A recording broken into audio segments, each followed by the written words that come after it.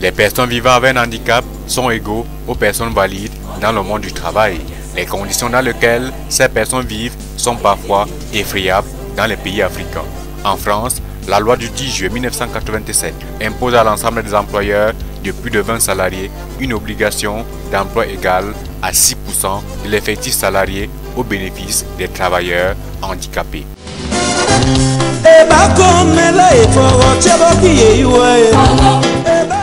Le pays de la langue de Molière, en 2010, dans le privé, comptait 97 200 entreprises assujetties à l'obligation d'emploi, employant 336 900 travailleurs handicapés, soit un taux d'emploi de 2,8%. Dans le public, on comptait 10 214 employeurs, employant 197 217 travailleurs handicapés.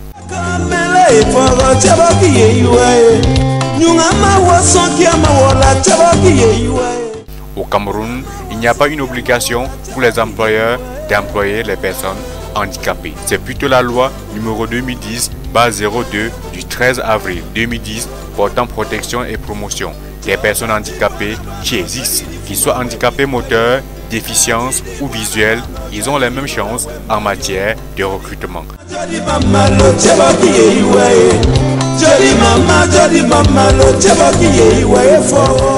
Convention internationale qui définit l'âge d'admission au travail ne fait pas exception des handicapés, par exemple.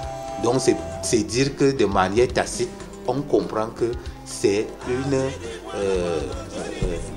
une convention qui protège les handicapés.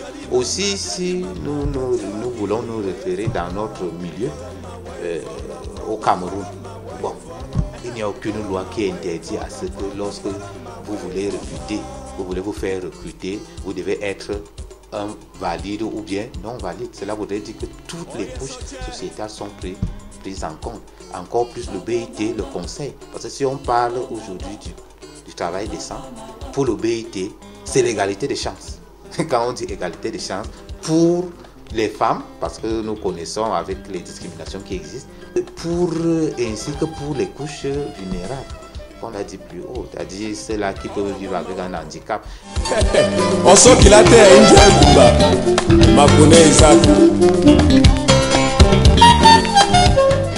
Avant de se lancer dans le monde de l'emploi, ils doivent suivre les mêmes formations professionnelles que les personnes valides.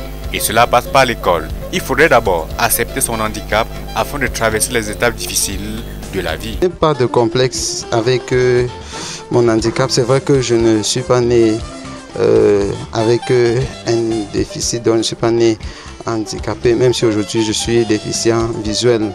Alors je ne souffre pas, je ne me tourmente pas.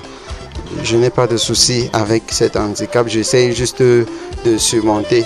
Parce que même la Bible le dit, lorsqu'on est enfant de Dieu, même les obstacles deviennent les avantages. Ainsi dit, je vois loin de cet handicap, comment est-ce que je peux profiter pour me tailler une place importante dans la société. Oui, donc aujourd'hui, avec cet handicap, j'essaye plutôt de bien faire ce que je ne parvenais pas à faire lorsque j'avais bonne vision.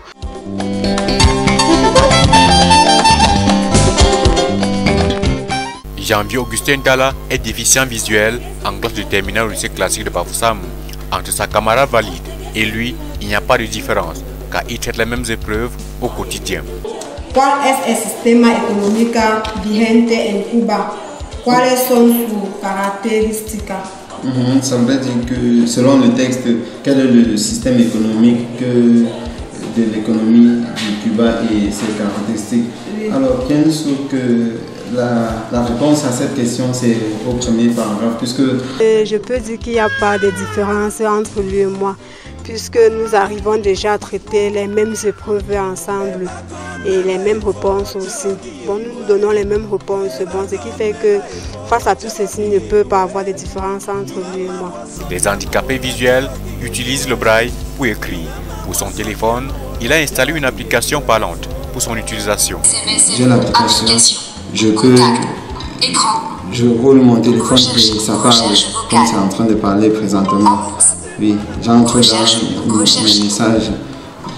Donc, tout ce que je suis en train de faire, ça lit. Mais la seule différence, c'est que ce n'est plus à touche unique, puisque la personne qui voit, lorsqu'il voit par exemple téléphone, il touche directement sur le téléphone, ça s'ouvre. Autant ici, là, avec l'application parlant, je suis obligé de cliquer 2 fois pour que ça s'ouvre. Et son projet fétiche, après l'obtention de son baccalauréat, c'est être journaliste et travailler au sein du groupe L'Anecdote. Il y a dans des sociétés, lorsqu'on essaye de postuler ailleurs, on nous rejette, on dit allez là où il y a des personnes handicapées. Tout cela, c'est parce qu'ils ne nous ont pas testés. Là où je suis, tous les journalistes de la CIA-TV sans publicité, si vous les approchez, ils vous diront que j'ai des compétences parce qu'ils ont eu à travailler avec moi. Mes camarades de classe et même au lycée classique de Bafoussam, tous ceux avec qui je travaille sont fiers et mes enseignants parce qu'ils ont eu à travailler avec moi. La société où je vis et même dans la famille. La bataille étant rude, dans le monde du travail, les postes de responsabilité se doivent méritant qu'on soit valide ou handicapé. Oui, déjà c'est un bonheur, c'est un plaisir d'exercer cette fonction. Oui, c'est une preuve majeure que malgré le handicap, un homme, indépendamment de sa situation, peut exercer une fonction aussi sensible que celle de préfet des études. Voilà, donc c'est un signal fort pour d'autres entreprises qui doivent comprendre que les personnes handicapées, les déficients visuels en général, ont cette compétence et indépendamment de leur handicap. Nous pensons d'abord que les entreprises doivent donner cette possibilité. Parce que c'est ça qui manque beaucoup. Le premier jugement est fait au physique. Dès qu'on voit votre handicap, alors on vous sous-estime. Alors que si on vous avait donné cette possibilité, on devrait vous juger sur le terrain. Et on dit toujours, c'est au pied du mur qu'on juge le maçon. Ce que nous disons particulièrement à nos élèves ici, lorsque vous êtes sur les bancs, nous leur disons toujours de fréquenter et de fréquenter correctement parce que sur le marché de l'emploi, la compétition est rude, très difficile. Certes, des efforts ont été faits pour la promotion des droits des handicapés, mais beaucoup reste encore à faire pour un travail équitable entre personnes handicapées et valides.